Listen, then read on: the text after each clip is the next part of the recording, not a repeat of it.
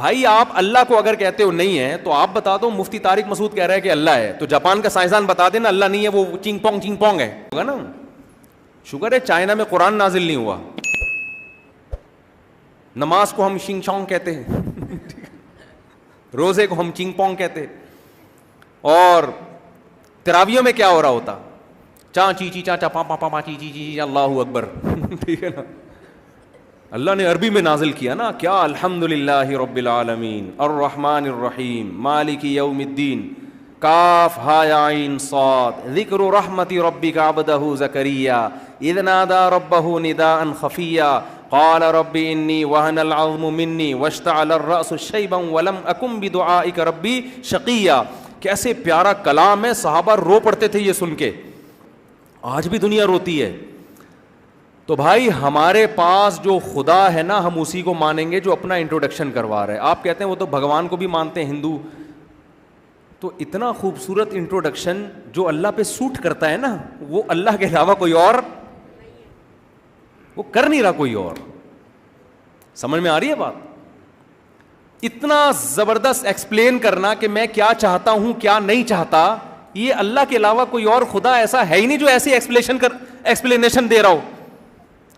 آپ دوسری مذہبی کتابیں اٹھا کے دیکھو, آپ پاگل ہو جاؤ گے, سر دیوار سے مارو گے, بولے گے بھائی کیا لکھا ہوا ہے سمجھ میں ہی نہیں آ رہا. آپ کوئی آسمانی کتاب اٹھا کے دیکھو اور یہ جاننے کی کوشش کرو کہ جو سچی مچی کا خدا ہے وہ انسانوں سے چاہتا کیا ہے, اے ٹو زیڈ پڑھ لو گے آپ کو سمجھ میں آئے گا ہی نہیں. واحد ایک کتاب ہے قرآن, جب آپ اٹھا کے دیکھتے ہو, تعالوا اتل ما حرم ربکم علیکم, آؤ ہم تمہیں بتاتے ہیں جو خدا ہے وہ کن چیزوں سے ناراض ہوتا ہے. اللہ تشرکوا بہ شیئا, اس کے ساتھ کسی کو شریک مت کرو, وہ اکیلا ہے, اس کے ساتھ اس کائنات کو بنانے میں کوئی شریک نہیں تھا. وبالوالدین احسانا, انگریز کہے گا ہیومن رائٹس ویمن رائٹس باتیں کرے گا, لیکن باپ اور ماں کو بڑھاپے میں اولڈ ہاؤس میں جمع کرا دے گا. نا نا نا نا نا, انسانوں کے حقوق میں سب سے پہلا حق تمہارے باپ اور تمہاری ماں کا ہے. ماں باپ کو اولڈ ہاؤس میں جمع مت کرانا, ان کے ساتھ اچھا سلوک کرنا.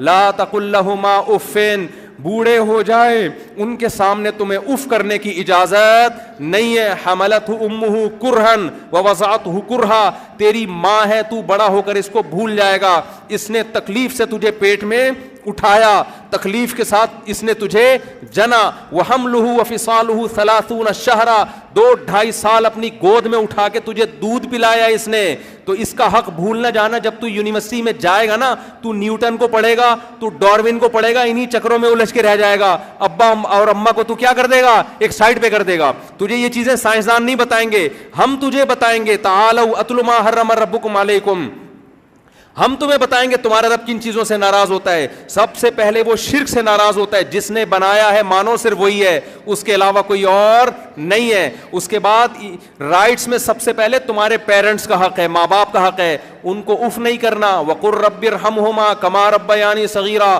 ساری زندگی ہاتھ اٹھا کے مجھ سے ان کے لیے دعائیں مانگنی ہے. اے اللہ ان پر ایسے رحم فرما جیسے انہوں نے بچپن میں مجھ پہ رحم کیا, ایسے ان کے لیے دعائیں مانگنی ہیں.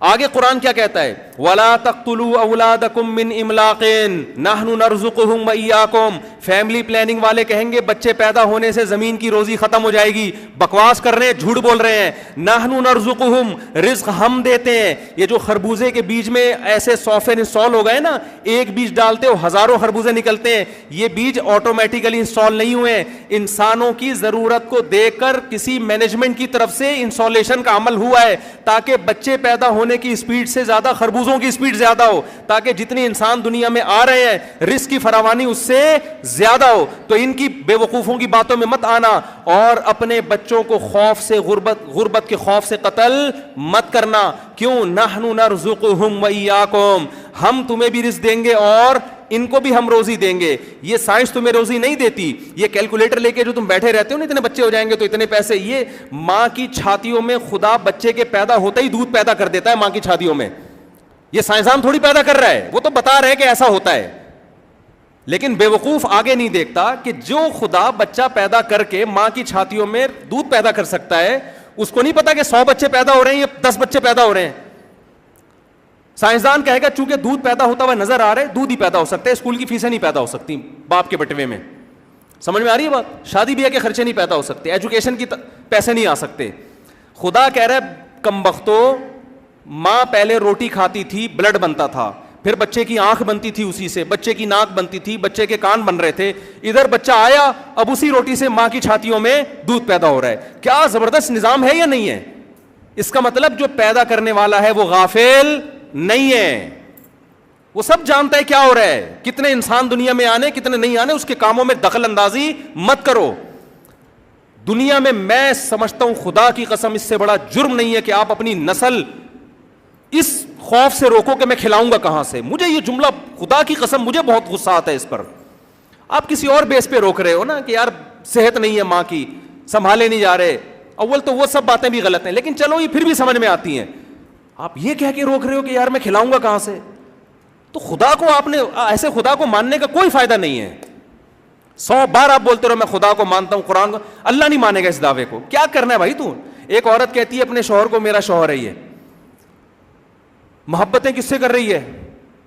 کبھی غفار سے کے ساتھ ڈیٹ پہ جا رہی ہے, کبھی ستار کے ساتھ ڈیٹ پہ جا رہی ہے, کبھی وسیم کے ساتھ ڈیٹ پہ جا رہی ہے, خرچہ وہاں سے لے رہی ہے. شوہر کو جب غیرت آتی ہے تو شوہر کہتے ہیں یہ کیا کر رہی ہو؟ کہ شوہر تو میرے صرف آپ ہی ہیں. ایک دن شوہر غصے میں تھپڑ لگا دے گا, بیگم یہ جملہ اپنی زبان سے خدا کے لیے مت کہا کرو. یہ نہیں بولا کرو کہ میں تمہارا شوہر ہوں, کیونکہ حرکتیں تمہاری ایسی ہیں, میرے علاوہ سب تمہارے شوہر ہیں. یہ مجھے چڑھایا نہیں کرو.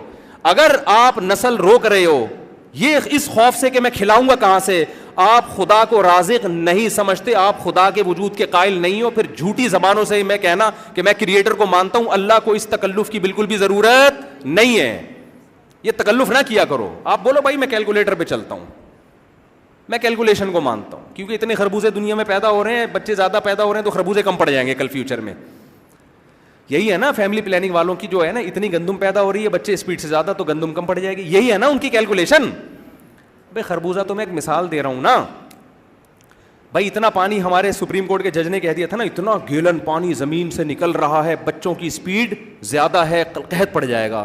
اس وقت میں نے بیان کیا تھا کہ سپریم کورٹ کے جج صاحب آپ کم از کم ریٹائر ہونے کے بعد تو اچھی بات کر لو. آپ نے یہ تو کیلکولیشن پیش کی ہے کہ اتنا پانی زمین سے نکل رہا ہے, بچے اتنے پیدا ہو رہے ہیں تو پانی کم پڑ جائے گا. یہ تو بتاؤ جا کتنا رہا ہے زمین میں. آپ کو میں روزانہ ٹینک سے اتنی بالٹیاں پانی نکال لیتا ہوں, میرے اتنے بچے ہیں, تو یہ تو کم پڑ جائے گا پانی. او بھائی یہ تو بتا نکالتا اتنا ہے تو ٹینک میں بالٹیاں آتی کتنی ہیں؟ جتنا پانی زمین میں, ابھی جو سیلاب آیا ہے نا, یہی پانی اتنا زمین میں ہے کہ اسی کو اگر اسٹور کر لیتے, بلکہ زمین میں تو اللہ نے اس کو اسٹور کر دیا ہے, یہی پانی صدیوں تک ہمارے لیے کافی ہے. میں نے کے پی کے میں جا کے ایسے ٹیوب ویل دیکھے, کہہ رہے ہیں ہمارے باپ دادا, ہم 200 سال ہو گئے پانی نکل رہا ہے, ہم نے آج تک اس پانی کو بند ہوتے نہیں دیکھا. وہ جو گورے نے بول دیا پھینک دیا, بس وہ دم ہلاتے ہوئے اس کے پیچھے چل رہے ہیں.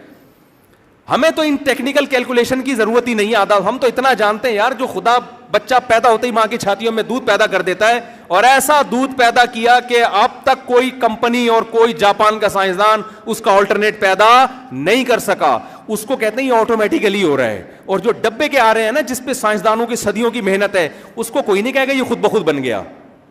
جو بنایا جا رہا ہے وہ ناقص ہے, جو آٹومیٹیکلی بن رہا ہے وہ کیا ہے, بڑا شاندار ہے. اس کا مطلب بھائی جو بنایا جا رہا ہے وہ انسانوں نے بنایا ہے, جو آٹومیٹیکلی جس کو کہہ رہے وہ انسانوں کا نہیں ہے, وہ انسانوں سے اوپر کی کوئی ذات ہے جس نے بنایا ہے, کیونکہ اس میں کوئی عیب نہیں ہے. ماں کے دودھ کی جو صفات ہے نا, میں نے ایک چائلڈ اسپیشلسٹ سے پوچھا, میں نے کہا ایسا کیا ہے ماں کے دودھ میں بھائی کہ سارے ڈاکٹر کہہ رہے ہیں ماں کا دودھ ہی پلاؤ. آپ کو پتہ ہے یہ ڈاکٹروں نے رجوع کیا ہے. پہلے ڈاکٹر کہتے تھے ڈبے کا دودھ ماں سے اچھا ہے, جیسے پہلے ڈاکٹر کہتے تھے انڈا مت کھاؤ, کولیسٹرول میں, زردی میں کولیسٹرول ہوتا ہے. کئی سالوں تک انڈے سے ناغہ کروا دیا, سفیدی کھا رہے ہیں جس میں ذائقہ ہی نہیں ہوتا. ایک باڈی بلڈر مجھے ملے, کہہ رہے میں انڈا کی سفیدی کھاتا ہوں. میں نے کہا زردی کا کیا کرتے ہو ٹیسٹ؟ تو زردی میں کہہ رہے کوے کو کھلاتا ہوں میں. یہ 10 سال پرانی بات بتا رہا ہوں. اب ڈاکٹروں نے رجوع کر لیا, نہیں بھائی اس میں اچھا والا کولیسٹرول ہے, گندا والا نہیں ہے. تو ڈاکٹر ایک طویل عرصے تک ڈبے پہ فٹ کر دیا تھا پبلک کو نا, کہ اصل میں ایکچولی ہوتا یہ ہے کہ بچے کو آئرن چاہیے تو اس میں آئرن پورا ملے گا. اب ماں کے دودھ میں ممکن ہے کہ وہ کمزور ہو تو اس میں آئرن پورا نہ ہو, پوٹاشیم پورا نہ ہو, وغیرہ وغیرہ. یہ ہے یہ جاپان کے ایک سائنسدان نے ڈبہ بنایا ہے, اس میں لکھا ہوا ہے اتنا آئرن, اتنا میگنیشیم, اتنا فلانا فلانا فلانا. بعد میں جا کے انہوں نے کہا بھائی یہ ہم سے کیا ہوئی ہے. میں نے ایک چائلڈ اسپیس سے پوچھا, میں نے کہا یہ ایسے کیا ٹیکنیکل فالٹ ہوا ہے کہ ڈبے کا دودھ ماں کا آلٹرنیٹ ہے ہی نہیں. انہوں نے کہا یار ہو نہیں سکتا, قیامت تک کے لیے لکھ دیا کہ بنا ہی نہیں سکتے, قیامت تک کے لیے. انہوں نے کہا کہ بچے کے حساب سے ماں کے دودھ میں آٹومیٹکلی تبدیلی ہوتی رہتی ہے, یہ ڈبے میں ممکن نہیں ہے. سمجھ میں نہیں آ رہی میرا خیال ہے بات. ڈبے کو کیا پتا کہ بچے کو کیا چاہیے ہے بھائی. ماں کے دودھ کا نا اس بچے سے لنک ہے. اچھا بچے کا ویٹ جتنا زیادہ ہوگا چھاتیوں میں دودھ اتنا زیادہ پیدا ہوگا. یہ پوری چیزیں آپس میں کیا ہیں, لنک ہے اس کا. یہ نیچر ہے, اور یہ نیچر آٹومیٹیکلی نہیں ہے, یہ خدا کی بنائی ہوئی نیچر ہے. تو کہاں سے میں بات کیا کر رہا تھا, پتہ نہیں ادھر کو کدھر میں نکل لیا.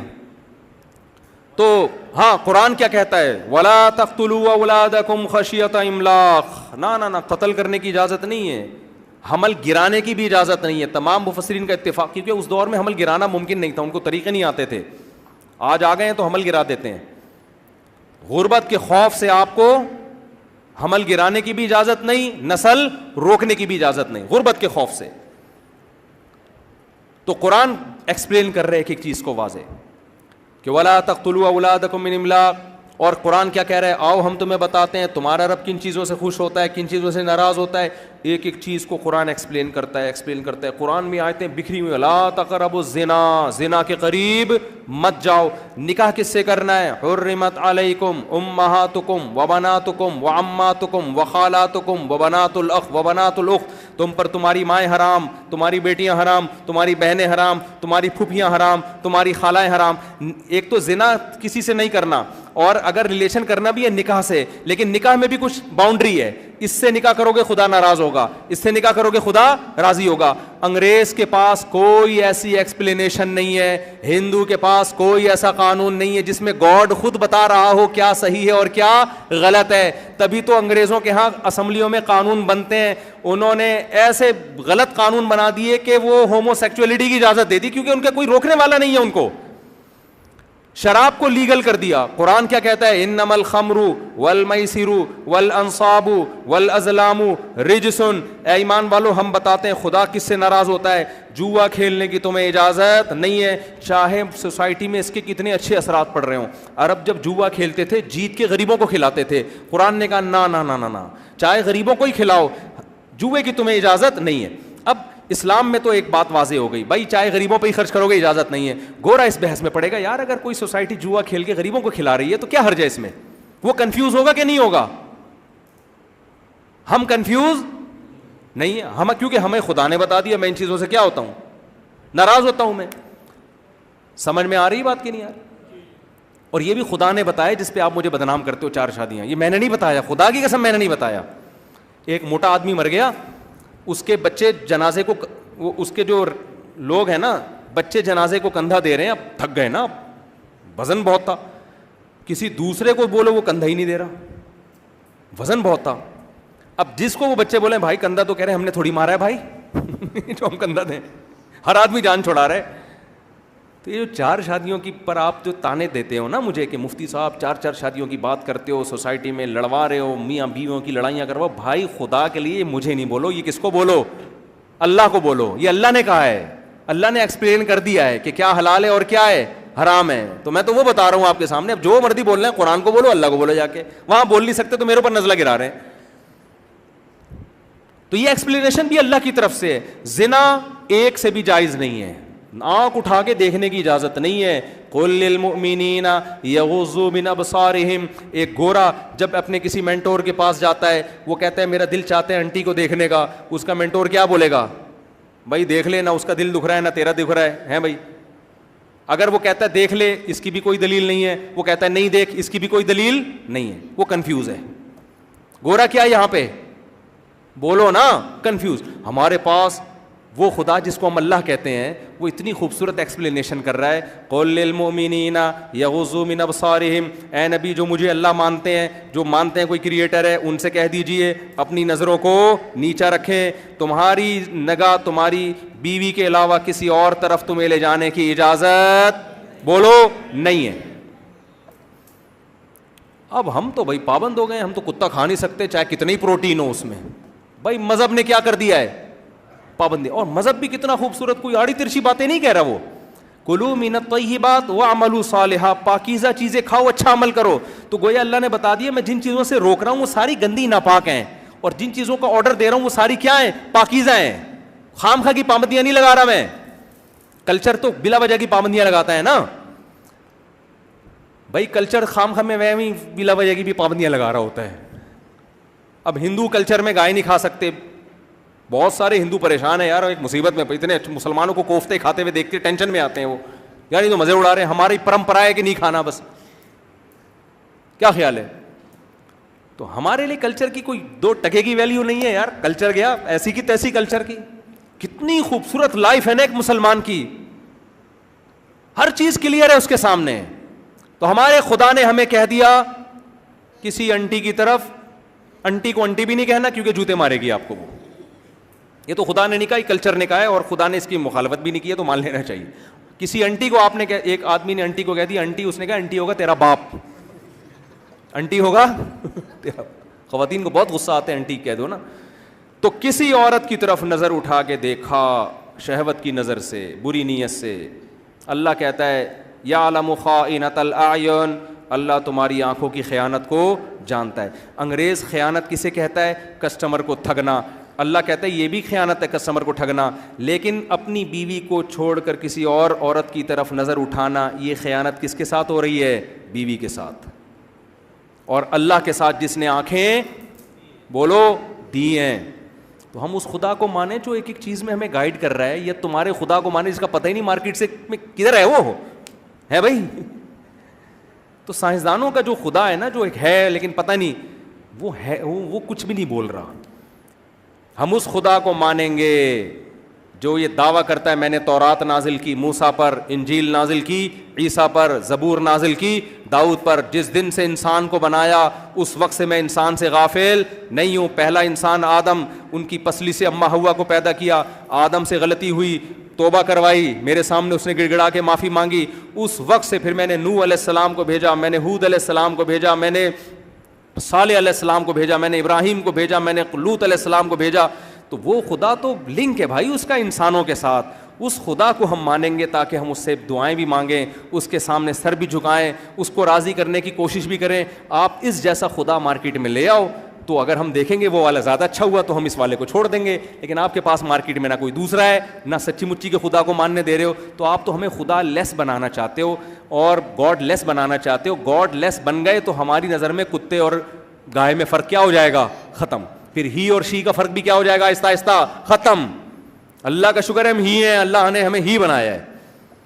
ابھی میرا ایک کلپ بہت چل رہا ہے لیکن آدھا چلایا، کم وقتوں نے پورا نہیں چلایا، اس سے غلط امیج جا رہا ہے. میرا پورا کلپ یہ تھا کہ LGBT کا قانون جب پاس ہوا تو میں نے کہا یار اللہ کا بڑا فضل ہے کہ ہمیں کوئی اس قانون کی بیس یہ ہے کہ اگر کسی مرد کو ہی ہے فیلنگ شی والی ہو رہی ہیں تو یہ اس کا قانونی رائٹ ہے کہ وہ فیلنگ کے حساب سے چینجنگ کروا سکتے ہو. کہتے ہیں جب اس کو ایسے ہی ہونے کا فائدہ کیا کہ فیلنگ شی والی ہوں اس میں، اور ایسی شی ہونے کا فائدہ کیا کہ اس میں فیلنگ کیا ہے؟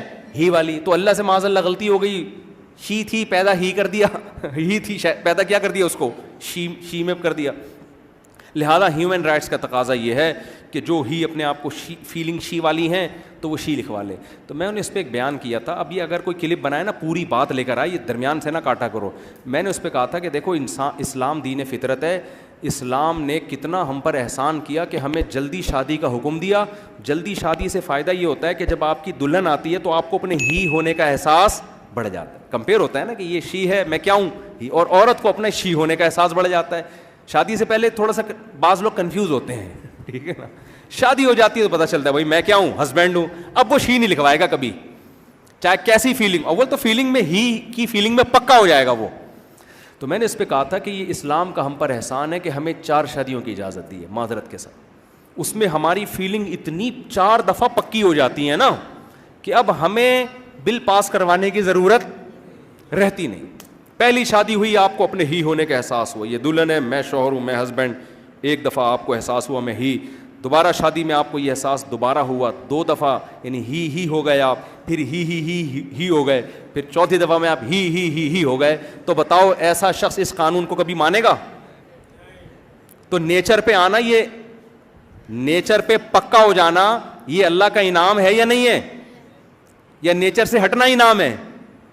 تو مرد تو بنایا, تو یہ تو فضیلت کی بات ہے یار ہمارے لیے. تو میں یہ عرض کر رہا تھا, یہ جو میں 4 شادیوں کی بات کرتا ہوں نا, جو تانے دیتے ہیں مجھے بالکل نہیں دیا کرو. کس کو بولا کرو بھائی؟ اللہ میاں کو بولو جا کے, اللہ تو نے کیا کر دیا یہ. اللہ سے اگر آپ پوچھو گے تو اللہ کے پاس بہت زبردست جواب ہے اس کا. اللہ کہتا ہے میں نے حرام میں آنکھ اٹھانے کی بھی اجازت نہیں دی ہے, لیکن مرد میں نے یہ ڈیزائرز بہت زیادہ, خواتین سے معذرت کے ساتھ جو بیان سن رہی ہیں, مرد میں ڈیزائر بہت زیادہ رکھی ہیں. اب چونکہ اللہ کہتا ہے میں نے جو دین بنایا ہے, تمہیں اسلام دیا ہے, کیونکہ پیدا کرنے والا میں ہوں نا, تو نیچر سے واقف جتنا میں ہوں گا اتنا کوئی اور نہیں ہے. تبھی قرآن نے کیا کہا, فطرت اللہ التی فطر الناس علیہا, یہ اسلام وہ نیچر ہے جس پہ میں نے لوگوں کو پیدا کیا ہے. تو جب اللہ نے نیچر پہ لوگوں کو پیدا کیا ہے تو عورت کے لیے عورت کی نیچر کے حساب سے احکام دیے, مرد کے لیے مرد کی نیچر, اور ایسے احکام دیے جو سوسائٹی کی ضرورت پوری کریں.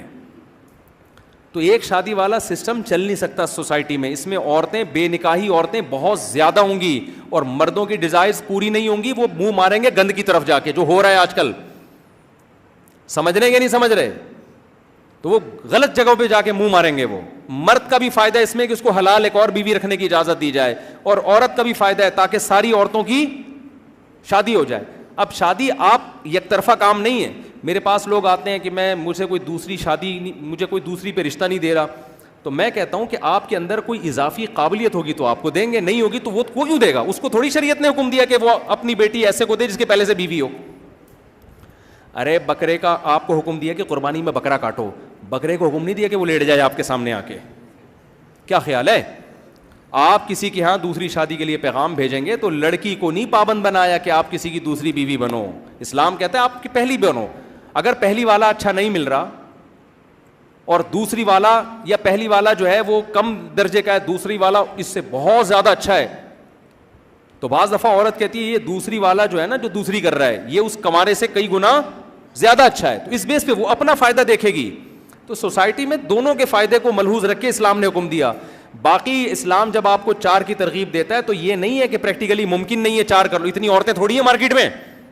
یہ مارکیٹ کا لفظ میری زبان میں ایک چل پڑا ہے, آپ کہیں ایسا نہ کوئی مارکیٹ میں نکل جائے عورتیں تلاش کرنے کہ مجھ سے بار بار کہہ رہے ہیں مارکیٹ میں, تو کہاں ہے مارکیٹ میں, تو ویسے ہی نہیں ہے. تو مارکیٹ میں مطلب اس دنیا میں, تو اس کا اثر پڑتا ہے نا ایک چیز مارکیٹ سے شارٹ ہو جائے. تو خواتین اتنی نہیں ہے کہ ہر مرد 4 کر لے گا, ناممکن ہے یہ. اتنی پیدا ہی نہیں ہوئی ہیں تو کہاں سے کر لے گا؟ تو سوال پیدا ہوتا ہے پھر ترغیب کیوں دی ہے؟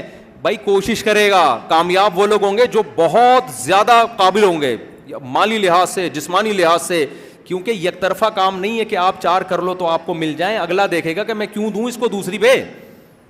آپ کے اندر کوئی سرخاب کے, تو بہت چند لوگ ہوں گے سوسائٹی میں جو کامیاب ہوں گے, زیادہ تر روڈ ناپتے ہی پھر رہے ہوں گے. ٹھیک ہے نا. اس کا فائدہ عورت کو ہوگا کہ کوئی عورت غیر کفو میں نکاح نہیں کرے گی. کفو کا مطلب کمتر میں, کہ ایم اے پاس لڑکی ہے اور شادی میٹرک والے سے ہو رہی ہے, جو کہ آج کل ہو رہا ہے. ڈاکٹر لڑکی ہے اور 8ویں کلاس سے بھاگے ویسے اس کی, میں نے خود شادیاں کرائی ہیں, میں نکاح پڑھاتا ہوں. ڈاکٹر لڑکیوں کی میں نے 8ویں پاس سے شادی کرائی ہے اور طلاق ہوئی ہے. اس میں ظاہر یہی ہونا تھا, اور کیا ہونا تھا پھر. نہیں آ رہی سمجھ میں میرا خیال ہے. لیکن وہ مجبور تھی کہ بندہ ہی مارکیٹ میں نہیں مل رہا, تو یہ کم از کم 8ویں پاس ہے یا 8ویں سے فیل ہے, لیکن بندہ تو ہے نا. وہ بھائی کفوف تو نہیں ہے نا, جوڑ کا تو نہیں ہے. جب معاشرے میں 4 شادیوں کا رواج ہوتا ہے تو عورت کو اپنے سے اوپر کا رشتہ ملتا ہے. یہ اسلام کا ایک سپلائی اور ڈیمانڈ کا اصول ہے نا. جس چیز کی سپلائی زیادہ ہو, ڈیمانڈ کم ہو, اس کی ویلیو گرتی ہے. سپلائی کم, ڈیمانڈ زیادہ, ویلیو بڑھتی ہے. تو اسلام نے مرد کو حکم دیا 4 شادیاں کرو. اب ہر مرد جب کوشش کرے گا تو عورت کی سپلائی اتنی نہیں ہے کہ ایک کو 4 مل جائیں, تو سپلائی کے مقابلے میں ڈیمانڈ کیا ہو جائے گی, بڑھ جائے گی. لہذا عورت کی ویلیو سوسائٹی میں کیا ہوگی, بڑھے گی. بڑھنے سے ہوگا یہ کہ بڑے بڑے اونچے لیول کے لوگ جھگیوں اور جھونپڑیوں میں جا کے شادی کریں گے. سمجھتے ہو کہ نہیں سمجھتے؟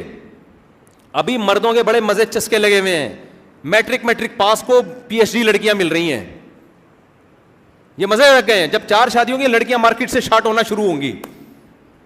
بھائی شارٹ ہوں گی کہ نہیں ہوں گی؟ ایک ایک کے 2 جب آ گئی تو اب بندہ کہے گا لاکھوں پتی ہوگا, بولے گا بھائی رشتہ نہیں ہے. پھر اس کو ملے گا جی وہاں ایک جھگی ہے, نام نہیں لیتا میں علاقے کا, پھر ان کو غصہ آئے گا نا. وہ نالے کے قریب ایک جھگی ہے, وہاں سنا ہے اس لڑکی کا ابھی تک رشتہ نہیں ہوا. آدمی کہے گا بھائی کنوارے رہنے سے بہتر ہے ایک عدد مجھے کوئی غریب لڑکی دلا دو. تو مرد کا معیار گرتا ہے, عورت کا معیار اوپر ہوتا ہے. صحابہ کے دور میں آپ دیکھ لو, جو بیوہ عورت ہوتی تھی اتنے رشتے آتے تھے اس کے, اتنے رشتے آتے تھے. قرآن نے پابندی لگائی ہے کہ عدت کا انتظار کرو, عدت گزرنے سے پہلے تمہیں رشتہ بھیجنے کی اجازت نہیں ہے. یہ سورہ بقرہ کی آیتیں ہیں. تو کیوں تھا وہ 2 3 رکھی ہوئی تھی, عورتیں تھیں نہیں, جو کنوارے تھے وہ گھوم رہے تھے, یار کوئی بندہ مرے تو ہم اس کی بیوہ سے کریں شادی. یہ مارکیٹ میں ہو رہا تھا. اب تو عورت کی کوئی 2 ٹکے کی ویلیو نہیں ہے. تو یہ ایکسپلینیشن ہمیں کہاں سے ملی ہے؟ یہ خدا سے. اور ملکی قوانین, انسانوں کے قوانین, یورپ کو جا کے دیکھ لو. 100 سال پہلے یورپ میں یہ تھا, جب انہوں نے 2 3 شادیوں کے خلاف تحریکیں چلائی ہیں نا, تو وہاں کے لوگوں نے, ماہرین نے کہا کہ اس سے ہمارا فیملی سسٹم تباہ ہو جائے گا. یہاں تک میں نے حوالے نقل کیے ہیں 100 سال پہلے لندن کے اخباروں کے, وہاں کے صحافی 100 یا 200 سال پہلے, 150-200 سال پہلے, وہ کہہ رہے ہیں کہ ہمیں اسلام کے اس 4 شادیوں والے نظام کو لینا پڑے گا, اس کے بغیر ہم فیملی سسٹم کو بچا نہیں سکتے. لیکن اس بیچارے اسکالر کو نہیں پتا تھا کہ اتنا تباہ ہو جائے گا نا فیملی سسٹم کہ پھر ایک شادی کا رواج نہیں چلے گا تو 4 کہاں سے لاؤ گے تم. ہماری سوسائٹی بھی بالآخر کہاں جا رہی ہے؟ وہاں جا رہی ہے. اس لیے میں پاگلوں کی طرح چیخ رہا ہوں کہ 4 شادیوں کا رواج ڈالو. سمجھتے ہو کہ نہیں سمجھتے؟ تو میں جلدی سے بات کو اب سمیٹ کے ختم کرتا ہوں, بہت بیان لمبا ہو گیا. تو میں یہ عرض کر رہا تھا کہ ہم اس خدا کو مانیں گے جس خدا نے ہمیں اپنا تعارف بھی کروایا, اللہ لا الہ الا هو الحی القیوم. اپنا انٹروڈکشن کتنا شاندار ہے, اس کے سوا کوئی عبادت کے لائق نہیں. الحی زندہ ہے, القیوم ہر چیز کو تھامنے والا ہے, اسے نہ کبھی نیند آتی ہے نہ کبھی اسے اونگ آتی ہے. زبردست تعارف ہے. نماز کا تھوڑا وقفہ تھا درمیان میں, تو میں بات کو 5 سے 10 منٹ میں کمپلیٹ کروں گا. اس کے بعد 5 منٹ آپ لوگوں کو کوئی سوال ہو نا, کوئی دماغ میں کسی بھی قسم کا کوئی سوال ہو, سیاست سے ہٹ کے, ایسا نہ آپ دھرنے کے بارے میں پوچھنا شروع کر دیں. تو سیاست سے ہٹ کے کوئی بھی سوال ہو تو آپ بلا تکلف پوچھ سکتے ہیں. بیان چل کہاں رہا تھا؟ مجھے تو 20 چیزیں میرے دماغ میں چل رہی ہوتی ہیں. ہم کہاں تک پہنچے تھے؟ یہ بچہ کہہ رہا تھا میں نے آپ کا وہ علامہ اقبال قائد اعظم والا لطیفہ سنا ہے. ٹیچر نے پوچھا نا کہ قائد اعظم, ابا نے پوچھا نا قائد اعظم کا پتہ ہے کون ہے؟ علامہ اقبال کا. بہت ہوشیار بچہ ہے یہ. تو بات میرا خیال ہے یہاں چل رہی تھی کہ اس خدا کو مانا جائے گا جو اپنا تعارف کراتا ہے. جو کراتا ہی نہیں ہے, جب تک وہ مارکیٹ میں اویلیبل ہی نہیں ہے, ٹھیک ہے نا, تو ہم ایسے خدا کو مان کے کیا کریں. تو میں لبرل لوگوں کی قسمیں بیان کر رہا تھا, اس پہ پھر میں نے بات آگے لے کے چلا تھا کہ الحاد, اب مذہب کی پابندیوں سے اپنے آپ کو آزاد کرنا. تو اللہ کے ہونے کے دلائل بھی بڑے مضبوط, وہ جو خدا ہے وہ اللہ ہے, اس کے دلائل بھی بڑے مضبوط. ایک جو اب طبقہ ہے نا جس پر میں 5 سے 10 منٹ روشنی ڈالوں گا, وہ طبقہ یہ ہے جو اللہ کو بھی مانتا ہے, اللہ کے رسول کو بھی مانتا ہے, قرآن کو بھی مانتا ہے, لیکن وہ بھی پریکٹیکلی وہ بھی ملحد ہی ہے.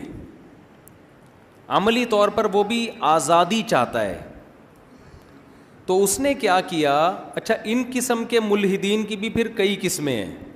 اس کو ویسے اصطلاح میں ملحد کہا نہیں جاتا, لیکن پریکٹیکلی ان کا بھی نتیجہ وہی نکلتا ہے جو کسی ملحد کا نتیجہ نکلتا ہے. جزاک اللہ.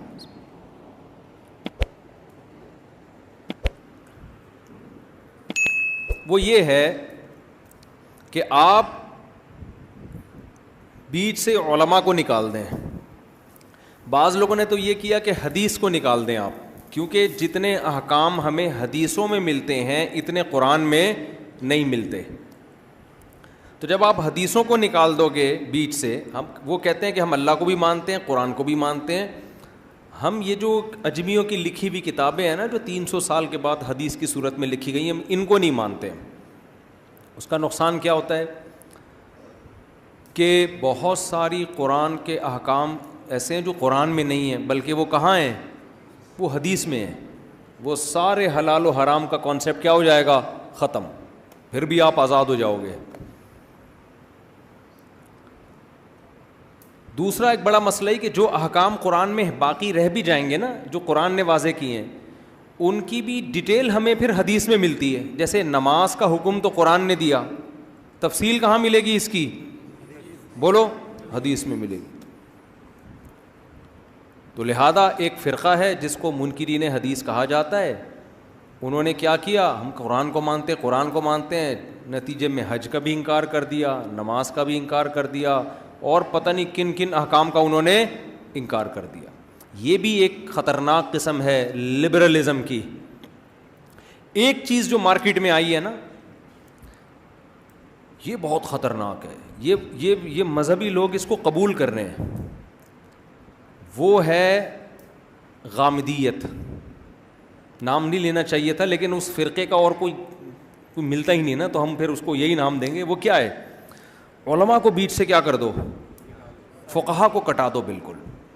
اگر کوئی قرآن کو مانتا بھی ہے، حدیث کو مانتا بھی ہے تو مانے، لیکن اس کی وہ تشریح جو میں بیان کر رہا ہوں، وہ تشریح جو ابو حنیفہ نے بتائی، امام شافعی نے بتائی، امام احمد نے بتائی، امام مالک نے بتائی، یہ انسانوں کے، یہ انسان تھے، یہ انسانوں کے اپنے نظریات تھے. ہم اس کو نہیں مانتے. ہم قرآن اور حدیث کو ڈائریکٹ مانیں گے. بیچ میں یہ جو شخصیات ہیں ان کو آپ کیا کرو؟ سائڈ پہ. اس سے اچھا لیبل بڑا اچھا ہے. یہ لیبل کیا ہے بھائی؟ قرآن کسی شخصیت کا محتاج، ابو حنیفہ کا محتاج نہیں ہے کہ ابو حنیفہ نے اس کی تشریح میں یہ کہا تو شافعی نے. یہ سب چیز انسان ہے، انسان سے غلطی بھی ہو سکتی ہے، پیغمبر سے غلطی نہیں ہو سکتی. پیغمبر کی حدیث کو لیں گے ہم، کیونکہ پیغمبر معصوم ہوتے ہیں. ابو حنیفہ معصوم؟ بولو نا.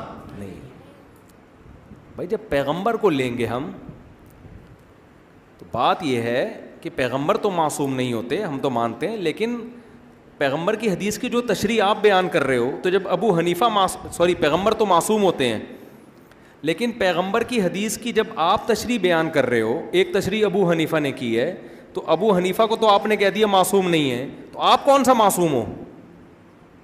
نہیں، یہ بات میرا خیال ہے سمجھ.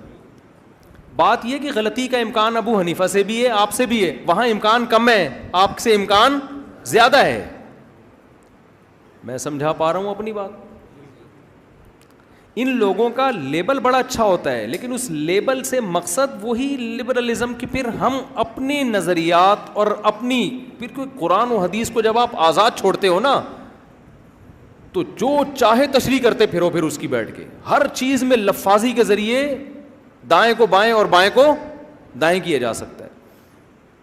اس طرح کی جو غامدیت والی سوچ والے لوگ بھی ہول سیل کے حساب سے آپ کی سوسائٹی میں موجود ہیں. ایک صاحب مجھ سے ملے اور کہنے لگے یہ جو طلاق کا جو کانسیپٹ مفتیوں نے پیش کیا ہے کہ طلاق دے دی تو بیوی حلال ہو گئی تو بیوی حرام ہو گئی، تو یہ کانسیپٹ بالکل اسلام میں ہے نہیں، یہ مفتیوں کا بنایا ہوا ہے. میں نے کہا آپ بتائیں اوریجنل کانسیپٹ کیا ہے؟ پتہ نہیں وہ کون سا. پھر انہوں نے کہا میں نے اتنی موٹی کتاب لکھی ہے اس پہ نا، کہ اصل قرآن جو طلاق کا بیان کرتا ہے وہ کیا ہے. میں نے کہا بھائی صاحب یہ جو اتنی موٹی کتاب ہے نا، ایسی فالتو کتاب میرے پاس پڑھنے کا ٹائم بالکل بھی نہیں ہے. کیونکہ اگر میں آپ جو کانسیپٹ، پتہ نہیں کوئی الٹا ہی کانسیپٹ پیش کر رہے تھے، وہ میں بھول بھی گیا، اتنا الٹا تھا کہ یاد بھی نہیں رہا مجھے. میں نے کہا یہ کانسیپٹ اگر میں آپ کی کتاب پڑھ کے متفق ہو کے میں لوگوں کو بتانا شروع کر دوں، یہ اس کی علامت ہے کہ اب تک امت گھاس کھاتی رہی ہے.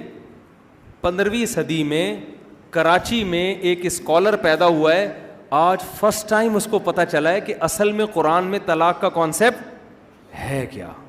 تو انگریز بولے گا کہ قرآن 1400 سال پہلے نازل ہوا، 1400 سال تک کسی نے طلاق کی جیسی اہم آیتوں پر بھی عمل نہیں کیا. پھر نہ مکہ میں، نہ مدینہ میں، نہ مصر میں، نہ سوڈان میں، کراچی میں، ناظم آباد میں ایک اسکالر نے آج سمجھا ہے کہ قرآن اصل میں یہ پیش کر رہا ہے. میں نے کہا اس پیجز کو بکری کو کھلا دو، صحیح ہے نا، یا ردی والے کو یہ کتاب بیچ دو، 2-4 پیسے مل جائیں گے. خدا کے لیے ہمیں ان چیزوں سے متاثر کرنے کی بالکل بھی ضرورت بولو نہیں ہے. میں ٹائم کیوں ویسٹ کروں, میں نئی چیز مارکیٹ میں لے کر آؤں, اب تو ہمیں بتائے گا کہ طلاق کے اسلام میں اصل تصور کیا ہے.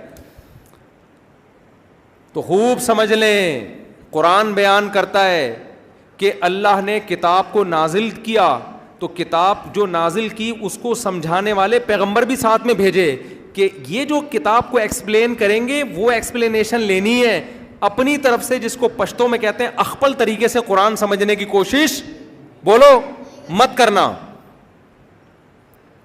قرآن کے الفاظ کیا, ایک منکر حدیث آئے میرے پاس, کہنے لگے کہ جی ہم نہیں مانتے حدیث کو, قرآن خود جامع کتاب ہے, ہمیں ایک حدیث سمجھنے کی ضرورت نہیں ہے.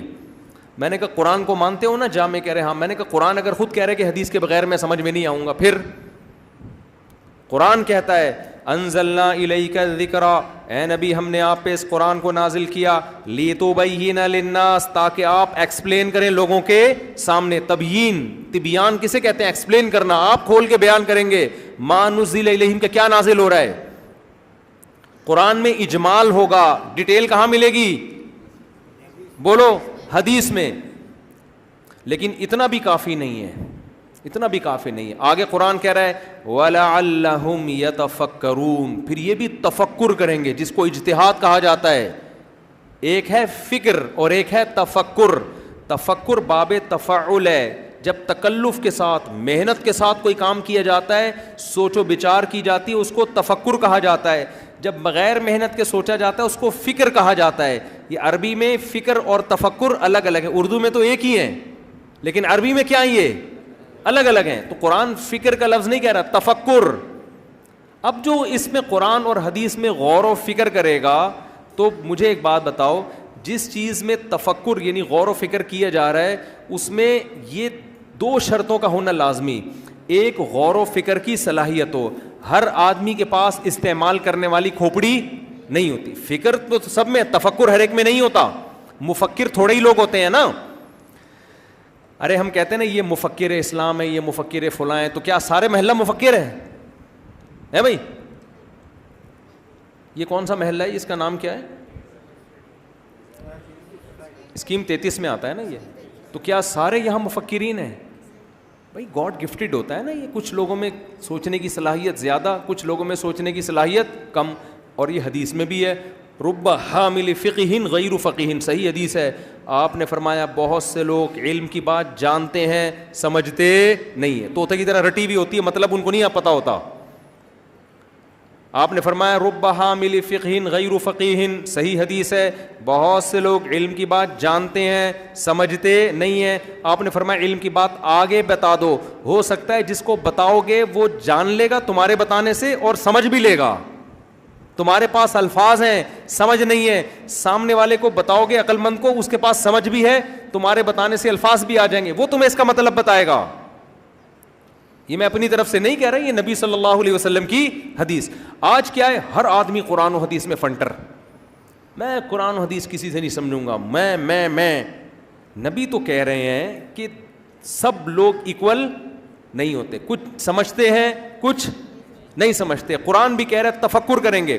تو پہلی صلاحیت کیا ہونی چاہیے؟ قرآن و سنت سے مسائل کو نکالنے کے لیے تفکر. دیکھو قرآن میں دو طرح کے مضامین ہیں. ایک مضامین وہ ہیں جن کا نصیحت سے تعلق ہے, آخرت سے, جنت سے, جہنم سے, جن کا تعلق ہے کہ اللہ کی محبت, ان کے لیے کوئی کھوپڑی کا ہونا ضروری نہیں ہے, نارمل عقل والا بھی یہ باتیں سمجھ جاتا ہے. اسی وجہ سے قرآن نے کہا وَلَقَدْ يَسَّرْنَا الْقُرْآنَ لِلذِّكْرِ, ہم نے نصیحت کے لیے قرآن کو آسان کر دیا ہے. فَهَلْ مِن مُدَّكِرٍ, کوئی ہے سمجھنے والا, کوئی ہے نصیحت حاصل کرنے والا؟ اس کے لیے کوئی گاڈ گفٹڈ صلاحیتوں کا ہونا ضروری نہیں ہے, نصیحت کے لیے بہت آسان. لیکن جہاں قرآن میں قوانین بیان ہوئے, حلال حرام کے مسائل, وہاں قرآن آسان نہیں ہے. وہاں قرآن کیا کہہ رہے ہیں, نبی ایکسپلین کریں گے, اور پھر اس ایکسپلینیشن بھی کافی نہیں ہے. لعلہم یتفکرون, یہ لوگ اس میں غور و فکر کریں گے. تبھی آپ دیکھیں قرآن میں وراثت کے احکام ہیں یا نہیں ہیں؟ بولو بتاؤ نا. سورہ نساء میں پورا ایک رکوع ہے. آج تک ایسا کیوں نہیں ہوا کہ آپ کے ابا کا انتقال ہو گیا, آپ نے ترجمہ کھول کے وراثت بتا دی کہ ابا کو اتنا ملے گا, اماں کو اتنا ملے گا, بیٹے کو اتنا؟ کبھی ایسا ہوا؟ ترجمے میں صاف لکھا ہوا ہے فوراً لوگ مفتیوں سے رابطہ کرتے ہیں, جی ابا کا انتقال ہو گیا, بیٹے کا کتنا, بیٹی کا کتنا. بھائی کیوں رابطہ کر رہے ہو؟ وہ فلاسفر اسکالرز کہاں گئے جو کہتے ہیں قرآن خود سمجھ میں آئے گا؟ ترجمہ کھولو, بیوہ کا اتنا, ماں کا اتنا, ابا کا اتنا, بیٹے کا اتنا, دے دو نا. وہ اسکالر خود نہیں دے پا رہا ہوتا, وہ بھی چھپڑ میں کسی مدرسے میں رابطہ کر رہا ہوتا ہے. نہیں آئی میرا خیال ہے بات سمجھ. ججز, وکلا, جب کیس چلتا ہے نا عدالت میں, کورٹ میں وراثت کا, وہ خود مفتیوں سے رابطہ کر رہا ہوتا ہے جج کے, یار فتویٰ لے کر آؤ. بھائی ترجمہ ہے نا, پڑھ کے فتویٰ دے دو. نہیں ہو سکتا. 2 3 4 6 مہینے کے کورسز ہوتے ہیں دینی مدرسوں میں وراثت کے حکام کو سمجھنے کے لیے. نماز کے مسائل پر کتابیں لکھی جاتی ہیں سد صحف کے بغیر. اب میں زیادہ ڈیٹیل میں نہیں جاتا. تو پہلی چیز کیا ہے؟ تفکر کی صلاحیت. یہ صلاحیت ہر ایک میں نہیں ہوتی. دوسری چیز, جس چیز میں غور و فکر کرنا ہے اس کا مکمل علم, ادھورا نہیں, مکمل علم. غور و فکر کرنا قرآن و حدیث میں ہے نا, اگر اس کا مکمل علم نہیں ہوگا تو غور و فکر کرے گا کس میں بیٹھ کے؟ خالی کھوپڑی لے کے گھوم رہا ہے, میں بہت ذہین ہوں, میری بہت ریسرچ ہے. کس چیز پہ ریسرچ ہے؟ کہہ رہے وہ تو چیز پتہ ہی نہیں مجھے, ریسرچ کس پہ ہوگی؟ تو کیا کرے گا بھائی اس دماغ کا؟ اب بتاؤ, آئنسٹائن ایک بہترین کھوپڑی کا مالک تھا یا نہیں تھا؟ سکندر اعظم کی کھوپڑی کسی نے عجائب گھر میں دیکھی نا, عجائب گھر والے بھی عجیب عجیب چیزیں لا کے رکھتے ہیں. تو ایک آدمی عجائب گھر کی سیر کرا رہا تھا, کسی کو دکھایا بھائی یہ سکندر اعظم کی کھوپڑی ہے. بڑی سی کھوپڑی رکھی تھی, بندہ متاثر ہوا, یار واقعی میوزیم بڑا ٹائٹ ہے, سکندر اعظم کی کھوپڑی رکھی ہوئی ہے. اتنے میں وہ ملازم چینج ہو گیا, دوسرا ملازم آیا, اس کو پتہ نہیں کہ یہ پہلے سکندر اعظم کی کھوپڑی دکھا چکا ہے. ایک اور چھوٹی سی کھوپڑی دور رکھی ہوئی تھی, تو اس نے دوسرے ملازم سے پوچھا یہ کیا؟ اس نے کہا یہ سکندر اعظم کی کھوپڑی ہے. یہ حیران ہوا کہ یار سکندر اعظم کیا 2 کھوپڑیاں لے کے پیدا ہوا تھا؟ ایک کھوپڑی وہاں رکھی ہوئی ہے, ایک کھوپڑی یہاں, وہ تھوڑی بڑی ہے, یہ چھوٹی ہے. تو اس نے کہا یار وہ ایک تو اس نے جو پہلے ملازم تھا اس نے بھی وہاں ایک کھوپڑی دکھائی ہے. اب اگر یہ حقیقت بیان کر دیتا تو میوزیم نے بند ہو جانا تھا کہ یار یہ لوگوں کو بیوقوف بنا رہے. اس نے کہا ایکچولی یہ بچپن کی کھوپڑی ہے, وہ ان کے بڑھاپے کی کھوپڑی ہے. رفیع بھائی جب ہنستے ہیں بڑا مزہ آتا ہے. تو ایکچولی یہ جو ہے یہ ان کے بچپن کی کھوپڑی ہے اور یہ ان کے بڑھاپے کی کھوپڑی ہے. تو کبھی بھی کسی الٹی چیز کو سیدھا کرنا ہو نا, ایسے پارسل کر دیا کرو اس کو, ٹھیک ہے نا. تو اب کھوپڑی تو آئنسٹائن کے پاس بھی بہت ذہین, تبھی تو اتنے زبردست اس نے قوانین فطرت کے پیش کی ہمارے سامنے. لیکن کیا ہم اس سے پوچھیں گے قرآن و حدیث کا کہ قرآن کہہ رہا ہے یہ تفکر کریں گے؟ تو کہے گا بھائی مجھے سائنس کا پتہ ہے, مجھے قرآن کا پتہ نہیں ہے, یہ جا کے علماء سے پوچھو, مجھے کیا پتہ. تو تفکر کے لیے ذہانت بھی ضروری. دوسرا, قرآن اور حدیث جس پہ ریسرچ کرنی ہے اس کا مکمل علم بھی ضروری. آج جو یوٹیوب پہ نئے نئے اسکالرز آ رہے ہیں, ان میں سے یا تو بہت سے کھوپڑی لیس ہوتے ہیں, اوپر کا چیمبر خالی ہوتا ہے, سمجھنے کی صلاحیت نہیں ہے.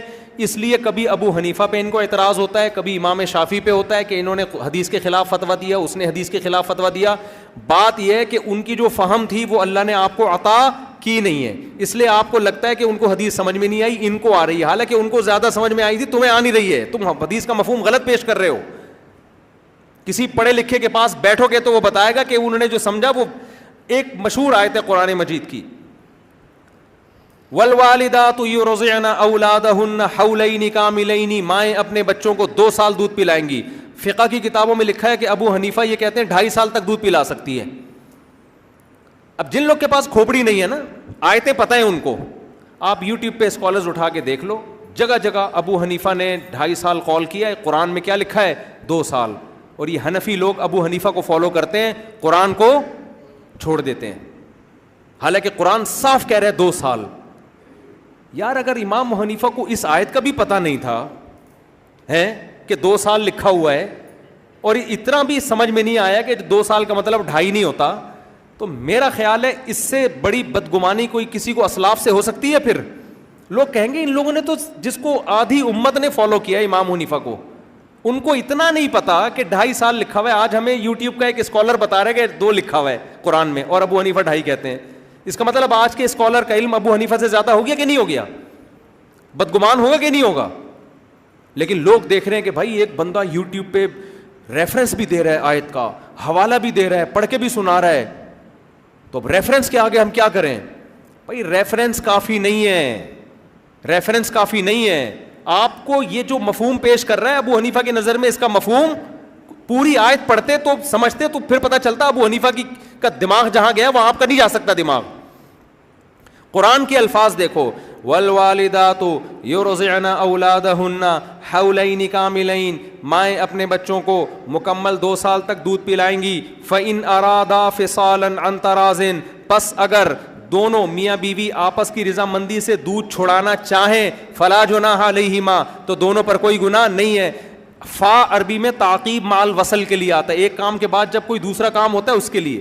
میں جب کہتا ہوں جاءنی زید فا عمر, میرے پاس زید آیا, فا عمر, اس کے بعد کون آیا؟ عمر آیا. اگر میں یوں کہتا ہوں جاءنی زید وا عمر, میرے پاس زید آیا اور عمر آیا, تو اس میں ترتیب نہیں ہے. ہو سکتا ہے عمر پہلے آیا ہو زید بعد میں آیا ہو, دونوں آئے ہیں, بس یہ بتا رہا ہوں. لیکن اگر فا ہو تو اس کا مطلب یہ کام اس کے بعد ہوا ہے. قرآن کے الفاظ ہیں مائیں اپنے بچوں کو 2 سال دودھ پلائیں گی. فا ان ارادا, پس اگر دونوں رضامندی سے چھڑوانا چاہیں. اگر 2 سال کے بعد دودھ پلانا حرام ہوتا تو قرآن اجازت دیتا کہ دونوں رضامندی سے چھڑائیں, چھڑانا چاہیں تو چھڑا سکتے ہیں. نہیں یاری میرا غلط بات سمجھ میں. تو یہ حکم نہیں ہے کہ 2 سال تک دودھ پلائیں, یہ اجازت ہے کہ 2 سال تک دودھ چھڑوائیں. اس کے بعد اگر دونوں رضامندی سے چھڑوانا چاہیں تو کوئی حرج بولو نہیں ہے. یہ آیت کے ظاہر سے ٹھیک ہے. بعض فقہا اس طرف بھی گئے ہیں کہ نہیں 2 سال ہی ہے. یہ آیت میں فا تعقیب مال وصل کے لیے نہیں ہے بلکہ تفصیل بیان کرنے کے لیے کہ اس دوران اگر چھڑوانا چاہیں. لیکن آیت سے دونوں مطلب بولو نکلتے ہیں. آپ نے یہ کہنا کہ ابو حنیفہ کو پتہ ہی نہیں تھا آیت کا, مجھے پتہ ہے, یہ آپ کی جہالت ہے. باقی حنفیہ میں فتویٰ اسی پر دیا جاتا ہے کہ 2 سال کے بعد دودھ نہ پلائے. وہ کیوں دیا جاتا ہے, ایک الگ کیس ہے یہ. دوسری بات, ابو حنیفہ یہ بھی کہتے ہیں کہ دین میں حرج نہیں ہے. 2 سال تک بھرپور طریقے سے قرآن نے دودھ پلانے کی اجازت دی نا. 2 سال تک آپ ماں بچے کو بھرپور طریقے سے دودھ پلائے, کسی کے باپ میں دم نہیں ہے کہ اچانک چھڑوا دے. وہ تو چھڑوائی کے لیے کچھ تو ٹائم دینا پڑے گا نا. تو یہ 6 مہینے کون سا ٹائم ہے بولو؟ چھڑوانے کا ٹائم ہے. یہ 6 مہینے ہیں چھڑوانے کے لیے. دلائل کیا ہے میں ابھی اس بحث میں نہیں جا رہا. میرا مقصد یہ کہ آج کل کے جو اسکالرز آ رہے ہیں ان کے پاس علم بھی کامل نہیں ہے, اور قرآن و سنت کے سمجھنے کے لیے جس قسم کی کھوپڑی کی ضرورت ہے وہ بھی ان کے پاس نہیں ہے. بلکہ علم کا تو یہ حال ہے جو کمبخت جس فیلڈ کا ہے نہیں وہ اس فیلڈ میں گھسا ہوا ہے.